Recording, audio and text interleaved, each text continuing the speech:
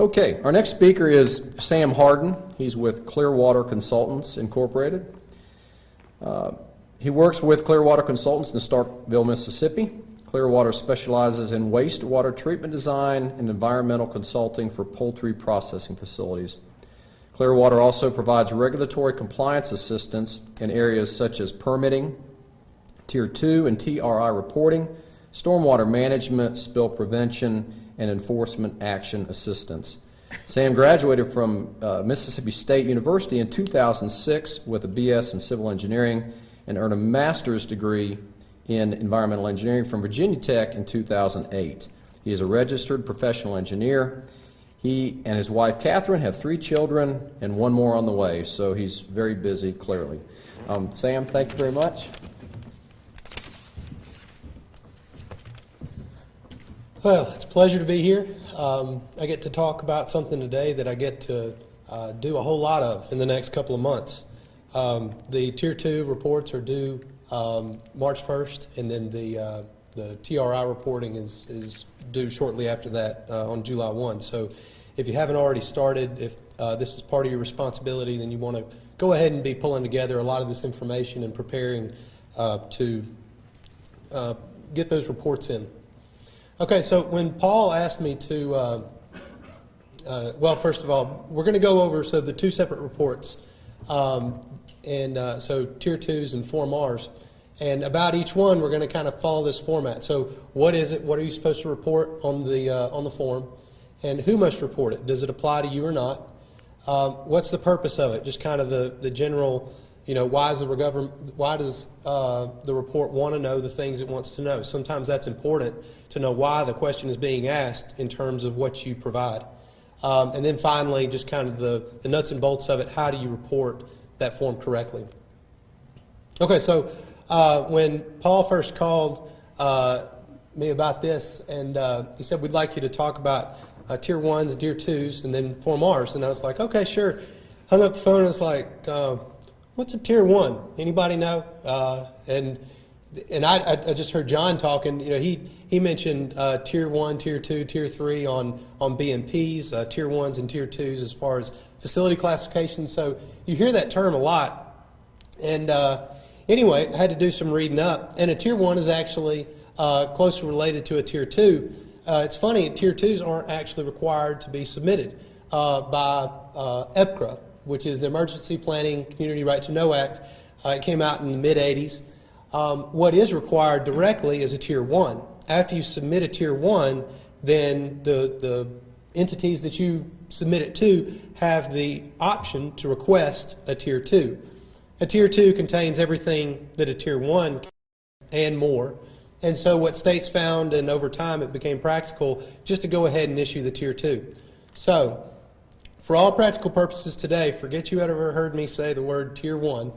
We can't submit those anymore. All 50 states require that these reports be submitted on Tier 2 forms, but Section 311 and 312, they do refer to Tier 1 and Tier 2 reports here and there. So just know that when you hear these reports, they're somewhat interchangeable, and you don't have to go through a process of, do I need to report one or the other?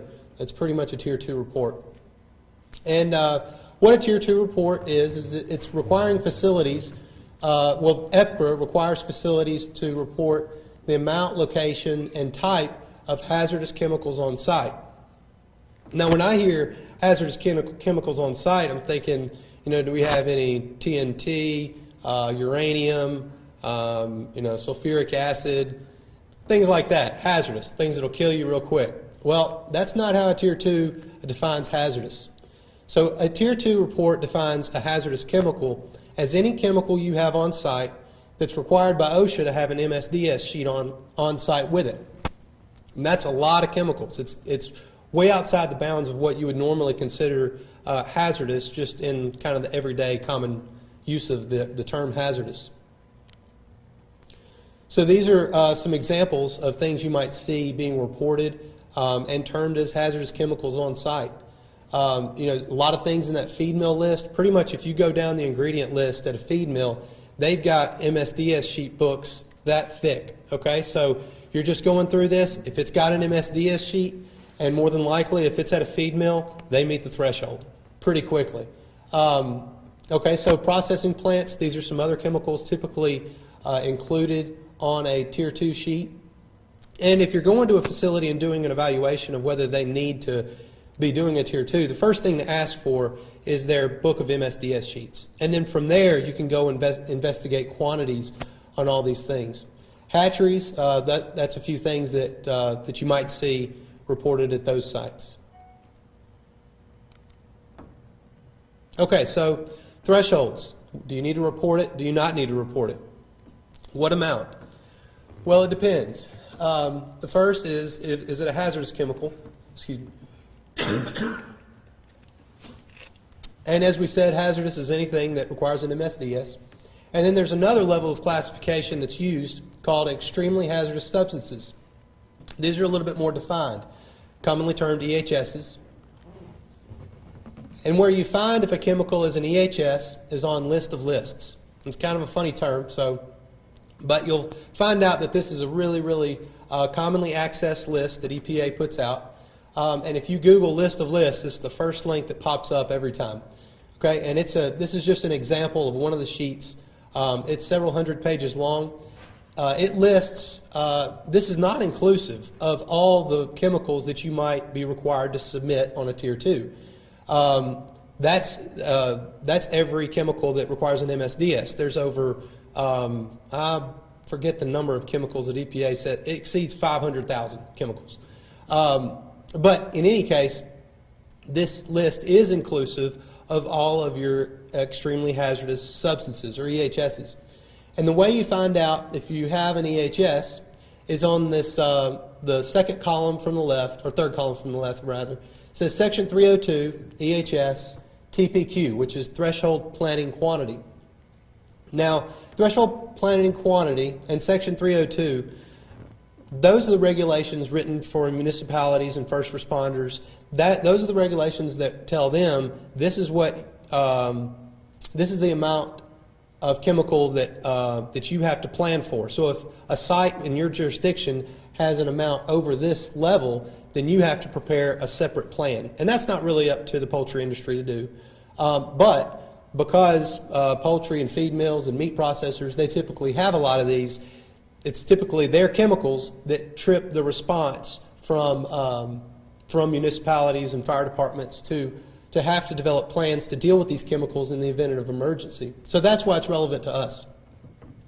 So what you do if you have or what you think might be an extremely hazardous substance, you would go down this list, and if it has a number, then it's an EHS. Okay? Now you'll see several numbers in this column. Some, let's see, on the one I have highlighted, you have 500. You go a few lines up from that, you see 500/10,000. What those are telling the first responders is the thresholds that they have to plan for, okay? And if they have to plan for it, then you have to report it.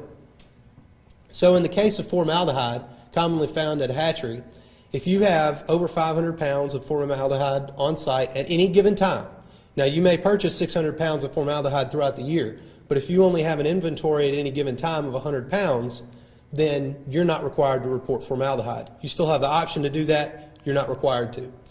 But if you have an extremely hazardous substance, and so down below that, let's pick one that's above 10,000. So above, let's see, fluorouracil above there. It says 500/10,000. If you have that chemical and it's in a solid form, not a powder, but more of a solid block, then the threshold planning quantity is 10,000 pounds. But for an EHS, and this is important to remember, if you have an EHS and it's over 500 pounds, you're required to report it. It doesn't matter if there's a 10,000, it doesn't matter if there's a 1,000. If you have over 500 pounds on site at any given time of an EHS, you're required to report it on a Tier 2. Okay, now, if the threshold planning quantity is lower, so, boy, I should have looked up the pronunciation of these before I got up here. Fluoroacetyl chloride has a 10. Now your reporting requirement is a 10 for that chemical.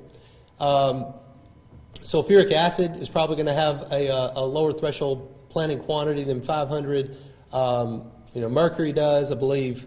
lead's going to. So what you're going to do is go down your list of chemicals on site, find the number, and it's either 500 pounds or the threshold planning quantity, whichever is lower. Okay, so what amount triggers reporting? For an EHS, 500 pounds, or TPQ, whichever one is lower. And then for all other chemicals that require an MSDS sheet, 10,000 pounds on site at any given time during the year. Okay, so this is important for Tier 2s. Why do we report Tier 2s? Well, the answer is safety. The reason EPCRA was passed in the first place in the 80s was over in India they had a industrial spill and over 2,000 people died. Shortly after, the U.S. government enacted EPCRA to try to prevent something along those lines.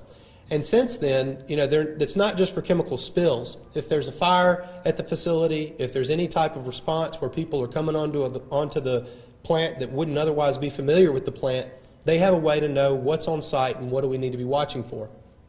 And it allows them to know these things before it happens. Okay, so Tier 2 reporting, it's kind of boring, and it should stay that way, because when Tier 2 reporting gets exciting is when something bad starts happening. Either you have a fire, and all of a sudden you're trying to tell first responders, okay, we got sulfuric over here, we've got lead over here, all types of things, and then there's a building blazing behind you. That's not the time to be trying to organize, where hazardous chemicals are on site. They need to know that, and they need to know that beforehand. And it can also get exciting when these guys show up and you don't have what you're supposed to have. Okay, so the best thing you can hope for is that Tier 2 reporting, and Form R reporting for that matter, stay boring. And okay, so how do we report on Tier 2s? Well, first, it depends what state you're in, but the regulations require that they got to be submitted to three entities. The State Emergency Response Commission, so in Mississippi where I'm from, that's MEMA. The Local Emergency Planning Committee, a lot of times those are organized by county, and then the local fire department. Now, just a few years ago, in some states, you had to find the physical addresses for each one of these entities for each Tier 2 report that you had to submit, and you had to send them all 3 copies of the same letter and keep a file on site showing that you had submitted it to those entities. And that obviously got to be pretty cumbersome. So the trend that we've seen is that states have gone towards having a single electronic point of submittal, and then the state would be responsible for dissecting that information to the entities that need to see it. Nevertheless, it's always good to know that the facility, that say your local fire department actually received your information from the state. That's not something you necessarily want to assume, even though you may be in compliance. You submitted it to the state, you fulfilled your obligation. What's the purpose of the report? It's safety. And if they don't have it, then the ultimate purpose of the report is not really being fulfilled. So if you want to go kind of above and beyond, and it's good, just to know who your fire department is and know who to talk to, then that's somebody good to check with. Okay, so these are just some examples of what states are using. Alabama, Mississippi, and Arkansas, they're using a software program called Tier 2 Submit. We could probably go for about 2 hours today just on this software program, and you'd still have to just sit down with it and work with it. It's not super user friendly. Anyway, be in a room by yourself the first time you try to use it. So okay, so Louisiana, they do everything different. They have a state-developed website. It's actually not that bad, but you log in, and there you're filing with the state police, which makes everything real comfortable in Louisiana. And then Georgia, they use a software program called ePlan. So there's not really a one-size-fits-all reporting mechanism like there is for some other reports, including Form Rs. For your states, you do need to find out how that state reports. And furthermore, you need to find out how that county reports. In Alabama, for example, the Alabama Emergency Management Entity, they receive reports electronically. But you may call your county and they have a computer that won't boot up. So you need to send them actually a hard copy of the software submittal saved on a CD. A lot of times that happens. So it's very site specific. But what you can do, a good starting point, is if you just Google Tier 2 reporting requirements, you'll come to this list. You can click on your state. You can scroll down, go to your state, and then it'll have contact information for all of the local emergency planning committees. You can get the contact information for them, give them a call. They're usually in the office during the whole month of February. They get a lot of calls then. And you can find out exactly what they want and how they want it.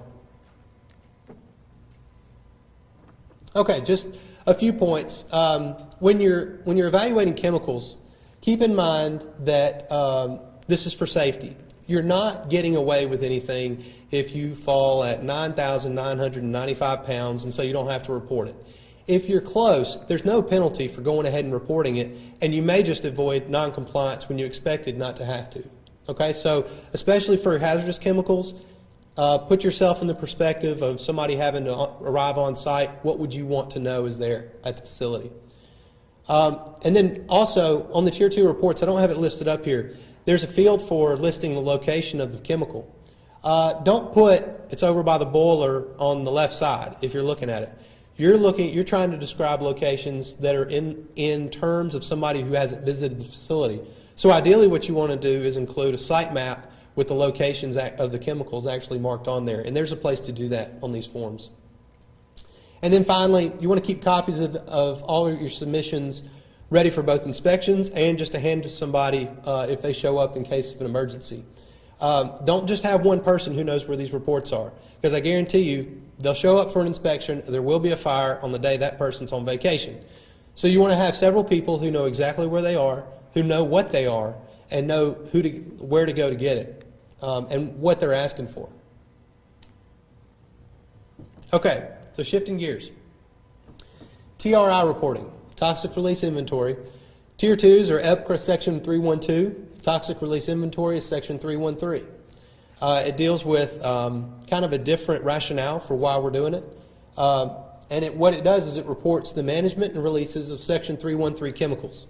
Now, Section 313 chemicals are included in the list of chemicals that have MSDS sheets on site, but they're much more narrowly defined. And you're tracking all things about these chemicals: generation, use, treatment, release. And how we define Section 313 chemicals is, again, go back to the list of lists. There's a column for Section 313. So if you go down this list, and there's a 313 written by a chemical that you have on site, you have a Section 313 chemical. If you go down the list and you look up the chemical and there's an X in the field by the chemical that you have on site, your first instinct might be, oh, well, it used to be one, but it's not one anymore because they put an X there. That's not true. An X just means that it has a different name somewhere else, and it has a 313 listed by it there. So you still have a Section 313 chemical, and that's not very intuitive to put an X there. But nevertheless, that's what it means. If you see anything in the field, you do have a Section 313 chemical. Okay, so who reports for these Section 313 chemicals on site? Well, it's not just anybody. Poultry, if you're any type of food processing industry, then you do report it. The way these are grouped is by SIC code. So find out what your facility SIC code is. For the first three, you are included. So if you have a Section 313 chemical, it meets the threshold, you need to report. If you're a hatchery, it doesn't matter. If you have a Section 313 chemical, you don't have to report. Their SIC code is not included. That being said, hatcheries don't typically have enough Section 313 chemicals on site to warrant reporting. Okay, so you determine the rule applies to you. You determine that you have Section 313 chemicals on site, whether they're present. By the way, this applies to Tier 2s as well. Whether it's in a mixture or in a pure form, it counts. Okay? Now, if you have a mixture that's 50% of a Section 313 chemical, you don't have to report the entire weight of the mixture. You can calculate out the mass of the chemical itself and then tabulate that up and apply it to whatever threshold you're going towards. That's worth mentioning. Okay, so the threshold is based on how the chemical came to be on site. And this is not always real intuitive, but basically you have three categories. You have, did the chemical was the chemical involved in manufacturing? In other words, did it come to be at the site? Was it a byproduct was it generated on site? Is it a product that you're actually making? So it doesn't come on site in a truck. You get the ingredients and you make the Section 313 chemical. Okay, that would be manufacturing. Nitrate is an example of this. It's, you get ammonia in a wastewater treatment system. A biological treatment converts that ammonia to nitrate. You've got you're manufacturing nitrate. Okay, processing, incorporated into a product, or you're using it in some type of process. But it's not necessarily the product itself. So one example of this would be in your chemical program. You bring in peracetic acid in totes, you use it in chillers, it's included in the processing category. And then otherwise use. If they don't fit into the two categories at the top, then they fit into the bottom one. Otherwise use. And one example of that would be ammonia for refrigeration. You're not using it in the process, you're using it on the side to complete some other task. But it's not, at no point does, anhydrous ammonia touch a bird. And these are the thresholds for each of these chemicals. Okay, so you would group together all of your chemicals used for each of these processes, and if that chemical exceeds this amount, then you report. Okay, so 25,000 both for manufacturing and processing, 10,000 for otherwise use. One thing worth mentioning, if a chemical falls into more than one of these processes, so ammonia is probably the most common example of this. Ammonia is used in refrigeration, so in the form of anhydrous ammonia. That would be an otherwise use. If you bring on more than 10,000 pounds of ammonia in a year, then you trip the threshold. But also, you're converting organic nitrogen to ammonia in your wastewater treatment facility, and so you're generating ammonia. That would be manufacturing. You have to exceed 25,000 in that case. And there's some tricky things about ammonia in that case as well. But if you trip one of these categories, then you have to report it all. Okay? So let me give you an example. If you bring on 8,000 pounds of ammonia in a year to recharge your refrigeration system or just from losses, whatever, then you don't trip that. But you start doing calculations at your wastewater facility, and you go over 25,000 pounds of ammonia generated. Well, since you tripped that, now you've got to report the 8,000 of anhydrous ammonia that you brought on site. Okay? So if you trip any of them, you have to report all of it for that chemical. Okay, so TRI reporting. Why do we do it? This is from the EPA, kind of a fact sheet type website. By making information available about industrial management of toxic chemicals available to the public, TRI creates a strong incentive for companies to improve environmental performance. When it came to usage of chemicals on site, rather than going what some might call a more traditional route of saying if you produce 100 tons of product, you can use this amount of chemical, and just directly relating it. EPA just chose to take the direction, I tell you what, we'll just make all this information public, and we'll try to use public perception to create incentive for the companies to minimize use. Okay? Now there's another side benefit. As companies minimize use of these chemicals, typically you see costs go down, you see liability go down.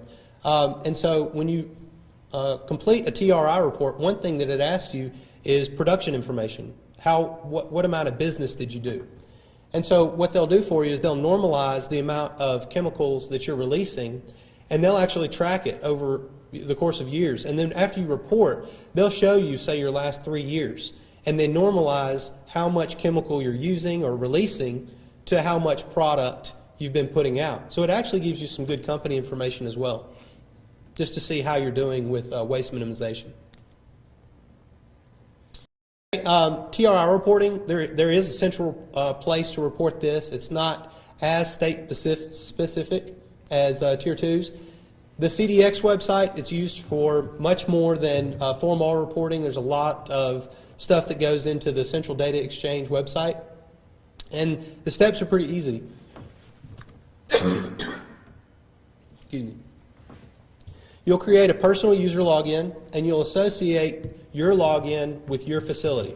Your facility has a TRIFID, a TRI facility ID, and that ID doesn't change even if the facility changes ownership. Once you have a TRIFID, the TRIFID sticks with the facility.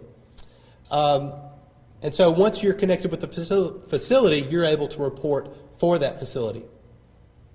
And then you would complete and submit your reports. And those reports fall into two categories, Form A's and Form R's. Okay, so a Form A, it's much more simple than a Form R, and it doesn't take near as much time to complete, but it might take some work on the front end just to make sure that you qualify to submit a Form A. And you've got to meet these two conditions. The total amount manufactured, processed, or otherwise used may not exceed 1 million pounds. So that means the total that ever came on site or was used for anything can't exceed 1 million pounds. And that's cumulative. That's Tier 2 is what's on site at a given moment. Form R's and Form A's are more how much was used throughout the year, so a total purchasing. And then the total reportable amount, and reportable is defined as disposed or treated or recycled. It's basically if it's waste, if it's treated as a waste product. It cannot exceed 500 pounds. Okay? What falls under Form A's are typically metals at feed mills found in trace ingredients. Okay? So you don't typically use more than 1 million pounds at a feed mill, and you don't typically waste these at all. They're usually incorporated into the feed, and you can do the calculations to see if you meet these standards. What you'll do is you'll basically find out an average recipe used throughout that year, and recipes at feed mills change with respect to trace ingredients. So every year you need to find out what are we doing with trace ingredients and how much are we including in feed. Find out how much of each of these criteria metals are included in the trace ingredients, and then you can do your calculation to see how much went into product. If it's over 25,000 pounds, you report it. If it's under 25,000 pounds, then you don't have to. Okay. So, Form R chemicals. What are they typically at facilities that we're interested in? Well, for processors and renderers, these are 5 that you would typically see. There are others that are kind of site-specific. Came across a renderer who had a waste wood burning facility, and they actually got into dioxins. That has its own regulation by itself. So if you have any waste wood burning or you come across the word dioxin, then you can almost be guaranteed you have to report, and you have to report a lot about it. But anyway, these are common. And then just some details to cover for each of these chemicals. Ammonia. When you send a water sample off and you have it analyzed for ammonia, you get a report back, it says ammonia, it might be 30 milligrams per liter. Well, of that 30 milligrams per liter, here's what EPA says. You can assume that 10% of that is reportable as ammonia. And what they're basically saying is that 90% exists in the form of ammonium, NH4+, which is not ammonia. So you can get real technical with these forms. And when this happens, then you would just take 10% of an ammonia that you get from a lab report and then add that to your little addition to see if you meet the threshold. Now, one thing to remember is that some ammonia in treatment plants is caused by blowdown of anhydrous ammonia, which is 100% reportable, from refrigeration systems. You know, that's when you take your ammonia gas and you would bubble it into water, and it becomes miscible. It becomes dissolved in the water. And what you're doing there is you're converting ammonia, as far as EPA is concerned, you're converting 100% ammonia to 90% ammonium, and 10% remains as ammonia. And the way you would report that on a Form R is when it asks you how much ammonia did you treat, then that 90% that converted from ammonia to ammonium, that you would put that in there. That's ammonia treated on site.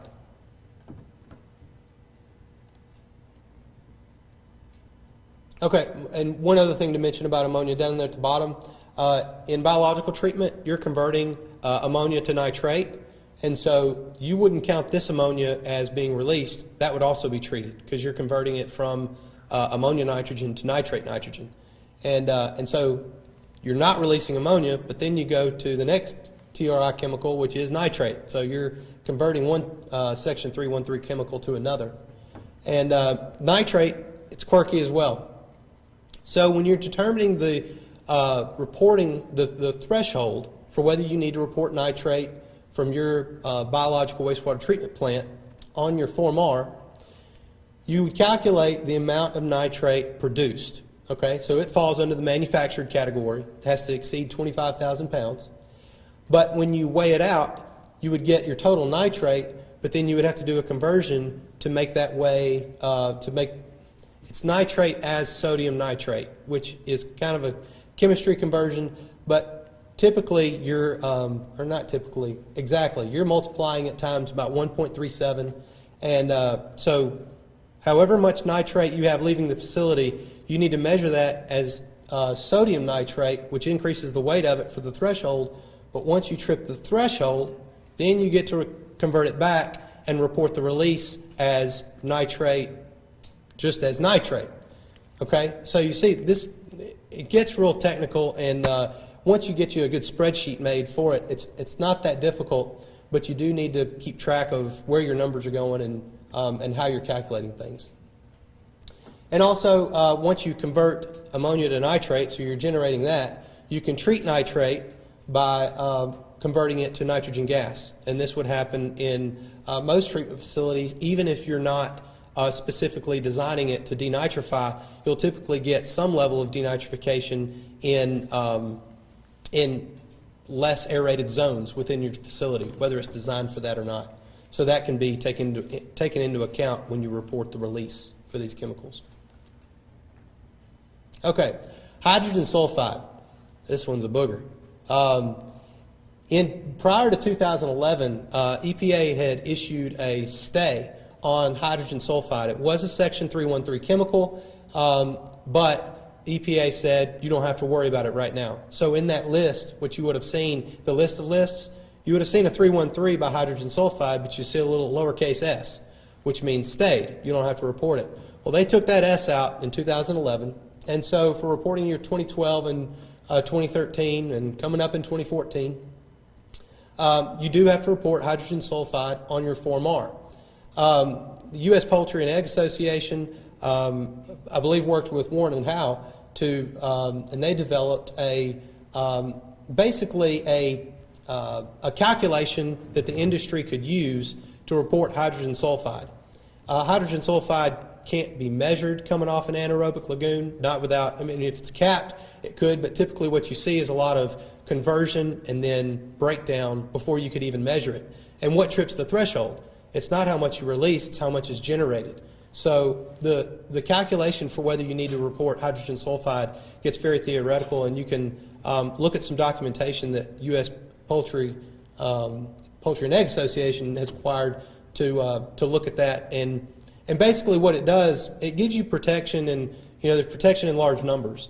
And so as an industry, if we all decide, well, we're going to report it this way, and we're open to suggestions. But when EPA lifted the stay, they didn't give any guidance on this is how you should report it.